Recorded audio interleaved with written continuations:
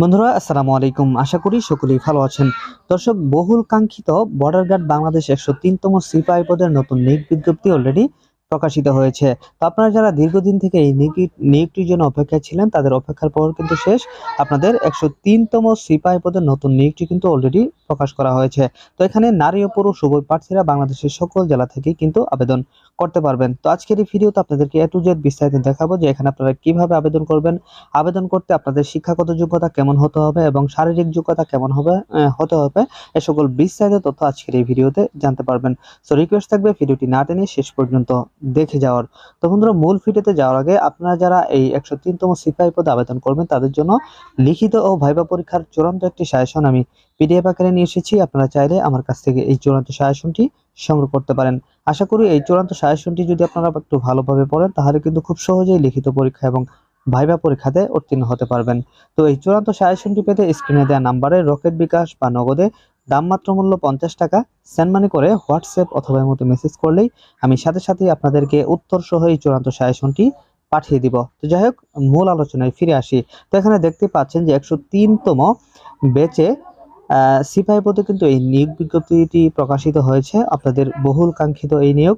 তো এখানে আপনাদের আবেদন করতে আপনাদের শিক্ষাগত যোগ্যতা যা হতে হবে, এখানে আপনাদেরকে অবশ্যই এসএসসি অর্থাৎ এসএসসি বা সমমান পরীক্ষায় যারা মাদ্রাসা থেকে দিয়েছেন তারা হচ্ছে সমমান এসএসসি পরীক্ষায় 3 পয়েন্টে উত্তীর্ণ হতে হবে এবং এইচএসসি বা সমমান পরীক্ষায় কমপক্ষে 2.50 পেয়ে উত্তীর্ণ হতে হবে।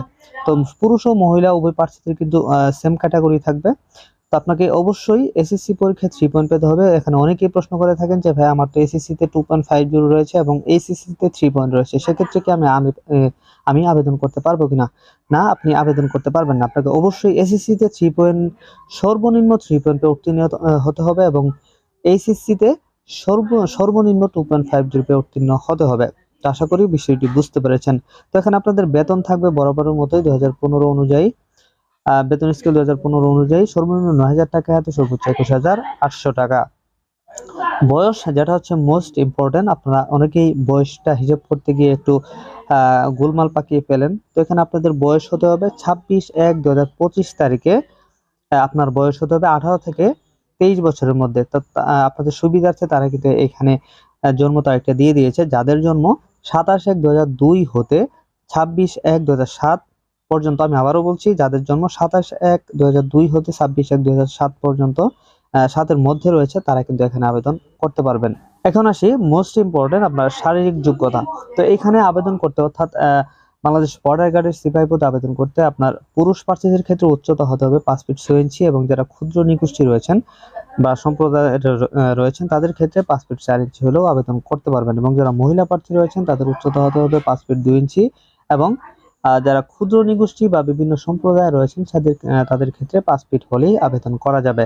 ওজন, তো আপনাকে অবশ্যই উচ্চতা অনুযায়ী ওজন হতে হবে, তবে সর্বনিম্ন আপনার ওজন হতে হবে 49.895 কেজি অর্থাৎ 50 কেজির মতো আপনার ওজন হতে হবে।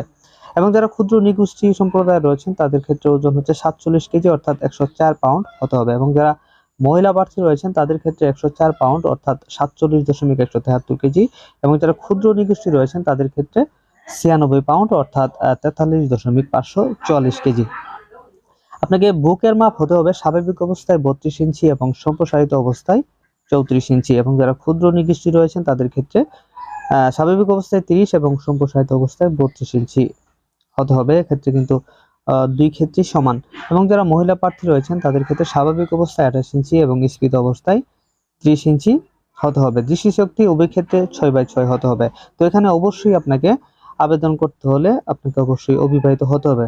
অনেকেই বলে থাকেন যে ভাই আমার তো বিয়ে হয়েছিল, আমি তো তালাকপ্রাপ্ত, সেক্ষেত্রে আমি আবেদন করতে পারবো কিনা? তো হচ্ছে না, এখানে দেখেন স্পষ্ট বলে দেওয়া হয়েছে তালাকপ্রাপ্ত গ্রহণযোগ্য নহে, অর্থাৎ যাদের তালাক হয়ে গেছে তারা কিন্তু এখানে আবেদন করতে পারবেন না।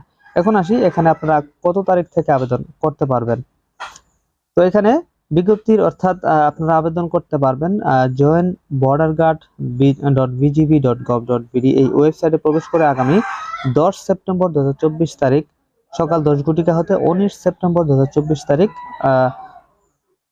24টা পর্যন্ত অর্থাৎ রাত 12টা পর্যন্ত কিন্তু আপনারা এখানে আবেদন করতে পারবেন।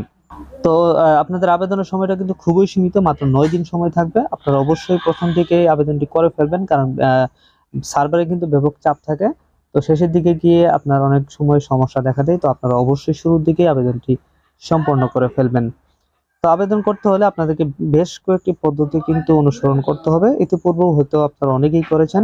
তো আমি আপনাদেরকে রিকমেন্ড করব আপনারা যেকোনো একজন অভিজ্ঞ ব্যক্তির দ্বারা এই আবেদনটি করে নিবেন। তো আবেদন করার জন্য আপনার কত টাকা খরচ হবে সেটা কিন্তু এই রিক্রুটমেন্ট ওয়েবসাইটে গেলেই আপনারা আসলে বিষয়টি সেখানে কিন্তু আপনাদেরকে বলে দেওয়া হবে যে আপনাদের কত টাকা আসলে কর্তন করা হবে। তো বন্ধুরা, আশা করছি সম্পূর্ণ বিষয়টি আপনারা বুঝতে পেরেছেন। তো আপনাদের যদি কোথাও কোনো প্রশ্ন থাকে তাহলে অবশ্যই কমেন্ট সেকশনে লিখে যাবেন বা অবশ্যই আমাকে হোয়াটসঅ্যাপে কমেন্ট করতে পারেন। তো আজকের ভিডিওটি এখানে শেষ করছি। ভিডিওটি ভালো লাগলে অবশ্যই বন্ধুদের মাঝে শেয়ার করে দিবেন, যাতে করে আপনার একটি শেয়ারে অন্যজন জানতে পারে। তো আজকের ভিডিওটা এখানে শেষ করছি। ভালো থাকবেন, সুস্থ থাকবেন। আসসালামু আলাইকুম।